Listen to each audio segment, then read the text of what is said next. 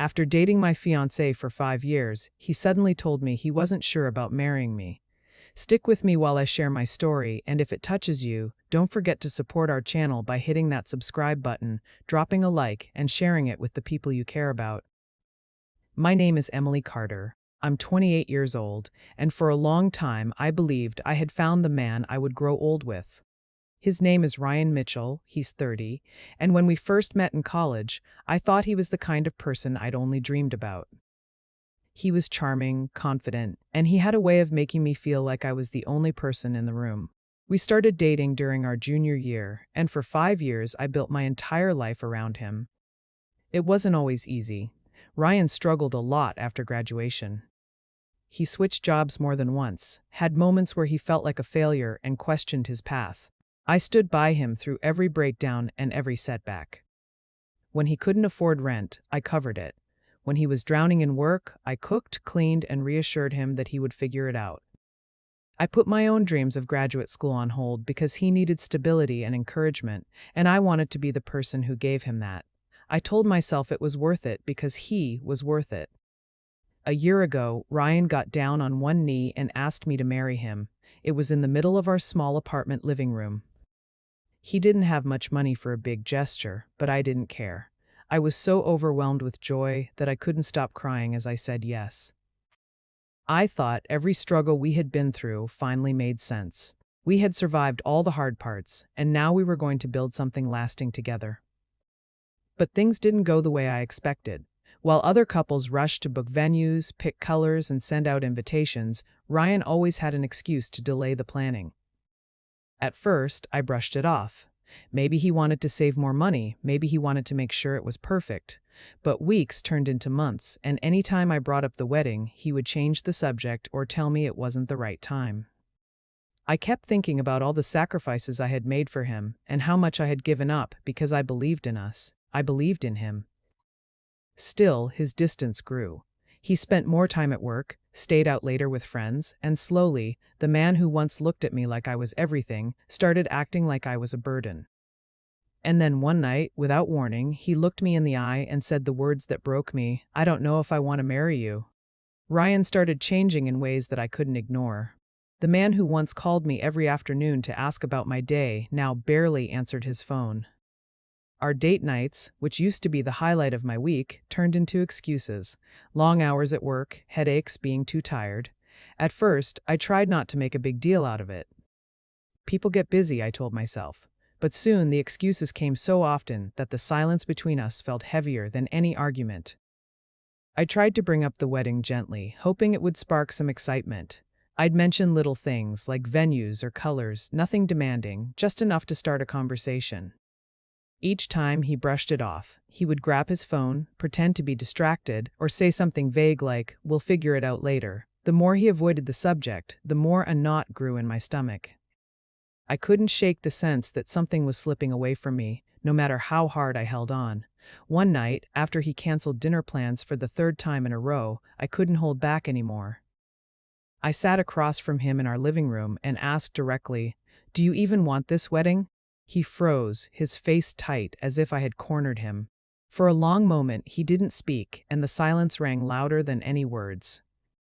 Finally, he sighed and said, almost under his breath, "I don't know if I want to marry you." My heart dropped. It felt like the floor beneath me gave out, like everything I had been building for years collapsed in an instant. I couldn't believe what I was hearing. After everything we had shared, after all the time, the plans, the promises, he wasn't sure? My chest ached, and I could barely form words. All I managed was a quiet, broken, "What do you mean?" He didn't look at me. He rubbed the back of his neck and repeated that he wasn't sure. He said he needed space, that he had to think about what he truly wanted. It wasn't anger in his voice, it was worse. It was distance, like he was already somewhere else, already halfway gone. I sat there in shock, unable to process it. 5 years together, and he spoke as if we were strangers standing at a crossroads. I had no warning, no chance to prepare. My entire body went cold, and all I could do was stare at him, searching for the man who used to promise me forever. But he wouldn't even meet my eyes. When I finally found the strength to ask if he was ending things, he shook his head. He said he just needed time to think. Those words cut deeper than any breakup. It wasn't an ending I could grieve. It was a cruel limbo, leaving me stranded between hope and heartbreak. Time to think. Those 3 words replayed in my mind like a broken record. But deep down I knew they weren't the truth. They weren't about clarity, they were about hiding. My gut screamed at me that something else was happening, something he wasn't admitting. The man I thought I knew felt like a stranger in my own home. He started working late almost every night. At first, I believed him. I told myself it was stress, deadlines, maybe even an important project. But then the pattern grew too sharp to ignore. He'd come home smelling faintly of cologne I had never bought him. His shirt buttons weren't always lined the way they had been in the morning. Little things, small details that pricked at my nerves, stacked up until I couldn't brush them away anymore. Even his phone became something he guarded like treasure. He'd tilt the screen away from me, pockets at the moment I walked into the room, and kept it on silent. I tried to act casual, not wanting to seem paranoid, but the distance between us turned into a wall. I wasn't imagining it. He was changing piece by piece, right in front of me. Then came the moment I could never forget. My friend Lily called one night, her voice low and uneasy. She had gone out with coworkers to a bar across town. That's when she saw him, Ryan, sitting at a table with another woman. Not just sitting, but leaning in close, smiling in that way he used to smile at me. Lily said it wasn't just 2 friends talking. It looked intimate, private. She hesitated before telling me, knowing how much it would hurt, but I'm glad she did. When I hung up the phone, I just sat there, numb. The air felt heavy, my chest tight like I couldn't breathe. All the late nights, the dodged conversations, the unfamiliar cologne. It all connected in a way I didn't want to accept. My stomach twisted with dread, but beneath it, something colder began to settle. The truth I had been afraid of was standing right in front of me, and it wasn't leaving. I wanted to scream, to confront him right then, but I couldn't move. My hands shook, my heart raced, and I just stared at the empty room around me. 5 years of devotion, loyalty, and love, all suddenly poisoned by the image of him laughing with someone else. Suspicion turned into something sharper, cutting through every memory we had built. That night, I didn't sleep. Every time I closed my eyes, I saw him across that table, leaning close to a woman who wasn't me. I felt betrayed, humiliated, and most of all, abandoned without even being told I was no longer enough. My world wasn't just cracking, it was shattering piece by piece, and I had no idea how to put it back together. When Ryan came home that evening, I tried to steady myself. My heart wanted to explode, but I forced my voice to stay calm. I asked him where he had been, who he had been with. His eyes flickered, just for a second, before he plastered on that smooth look he always used when he wanted to hide something. He swore nothing was wrong, said I was imagining things, said Lily must have been mistaken. He laughed it off, but it wasn't the kind of laugh that eased tension. It was the kind that made my stomach sink even deeper. I didn't press further that night. Something inside me told me to wait, to watch, to gather proof. And proof came sooner than I expected. A few days later, while folding laundry, I found a crumpled slip of paper tucked in his jacket pocket. It was a hotel receipt, dated just 2 nights before, for a place across town. My fingers trembled as I held it. The room was for 2. The silence in the apartment suddenly felt unbearable. I put the receipt back exactly where I found it, but my chest burned with the weight of what I knew. That night, when his phone buzzed on the counter, I glanced at the screen before he could grab it. A name lit up, Vanessa. The message preview showed a heart. My blood ran cold. When I confronted him again, I didn't ask questions this time. I placed the receipt on the table, looked at the phone in his hand, and waited. His shoulders slumped, his face pale, and for the first time in years, he couldn't spin a story. He admitted it. Her name was Vanessa, she was 27, and he had been seeing her for months. The words came out of his mouth so easily, like he was talking about the weather, not tearing apart the life we had built. I sat frozen, listening as he explained himself in circles. He told me he was confused, that he didn't know who he loved more. As if love was some contest, as if loyalty could be measured and divided between 2 people. Hearing him say those words felt like someone poured ice water over my heart. 5 years of devotion, of sacrifice, of standing by his side through every struggle, and here he was unable to choose if I was enough. My cheeks burned with humiliation. I thought back to all the nights I had comforted him, all the dreams I had delayed for his sake, and I realized he had been throwing pieces of me away long before this confession. I stared at him across the table, wondering how the man I trusted most could look me in the eyes and strip me of every ounce of dignity. In that moment, the person I had loved for so long was gone, replaced by someone I didn't recognize, a man who had traded my loyalty for lies. After his confession, something inside me cracked, but I kept moving through the days like I was on autopilot. Ryan, though, didn't even try to hide it anymore. He stopped coming home at a decent hour, and more often than not, his side of the bed stayed cold until morning. When I asked where he had been, he gave vague replies, always just enough to avoid admitting what I already knew. The smell of her perfume would linger on his clothes, a reminder that he had chosen to spend his nights with someone else. I tried to keep my composure, to stand tall even as my chest felt hollow. I cooked less, spoke less, and tried to guard what little pride I had left. But no matter how hard I tried, the silence in our home screamed louder than words. I could feel myself breaking on the inside, though I refused to let him see the full extent of my pain.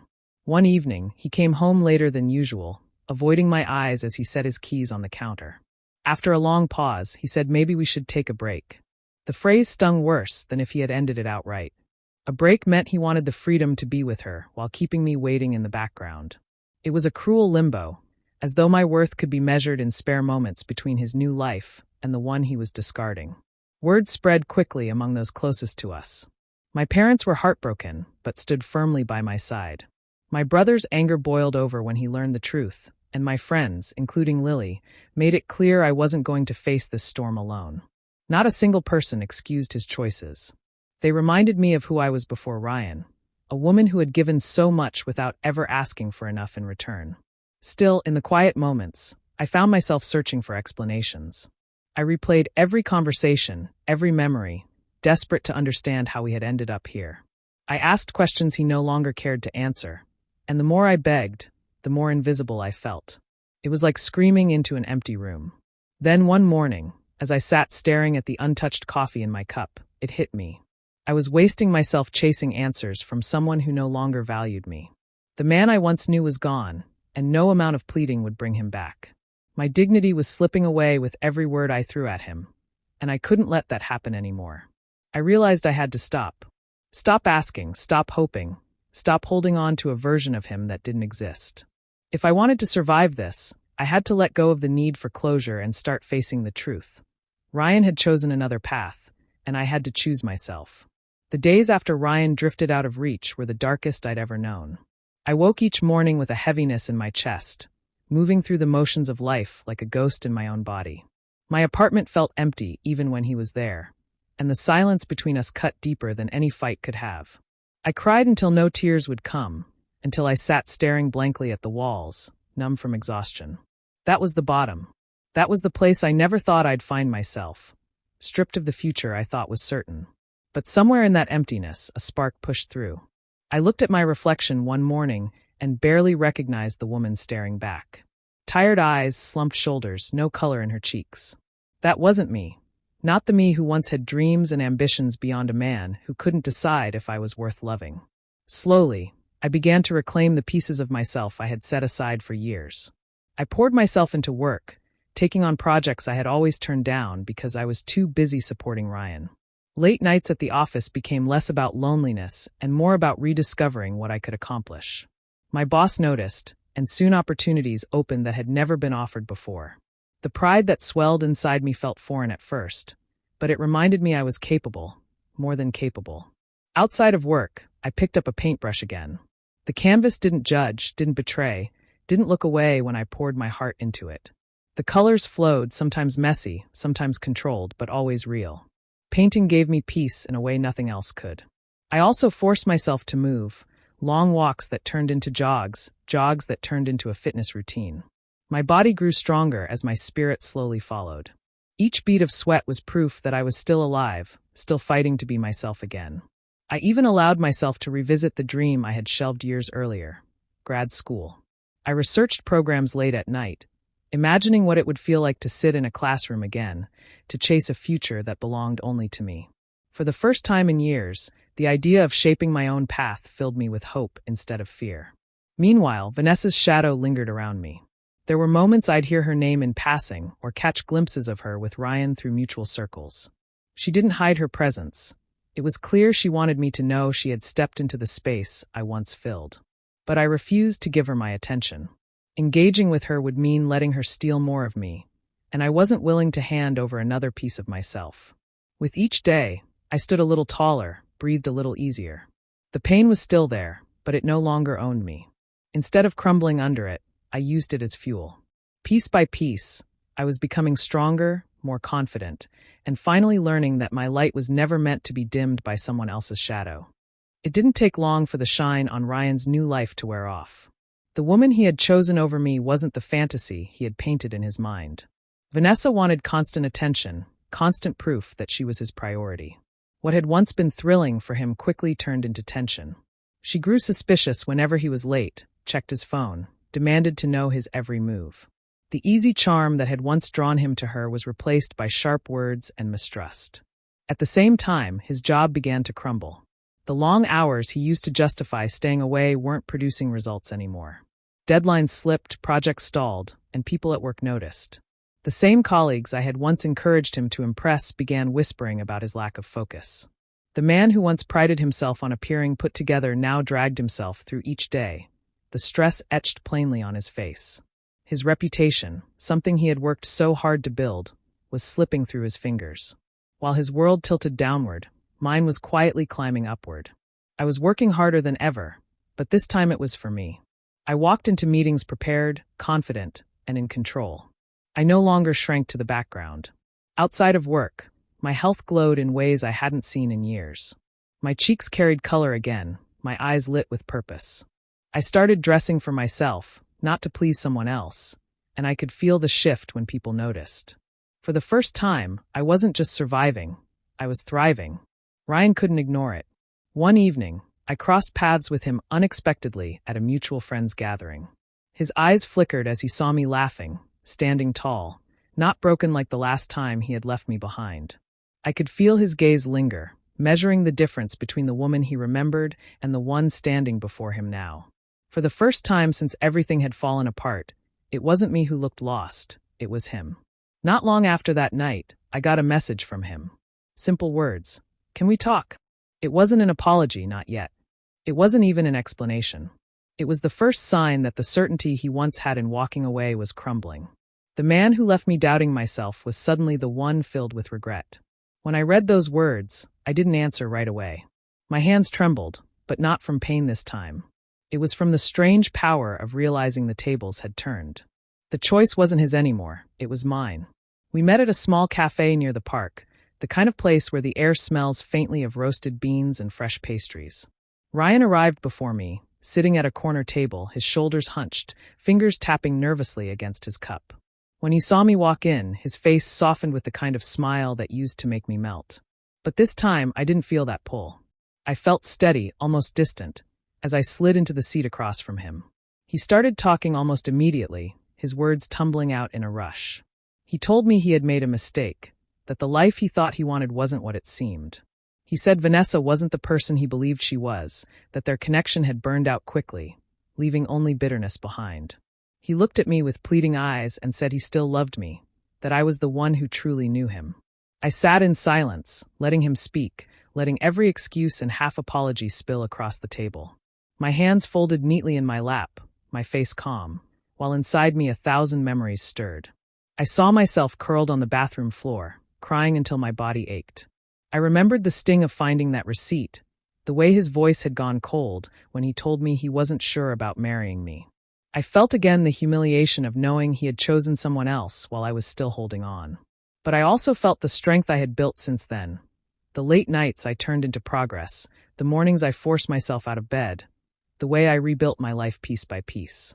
The woman sitting in that chair was not the same one who had begged for his love. She was different now, stronger, and no longer desperate for his validation. Ryan reached for my hand across the table, his voice cracking as he said he wanted us back.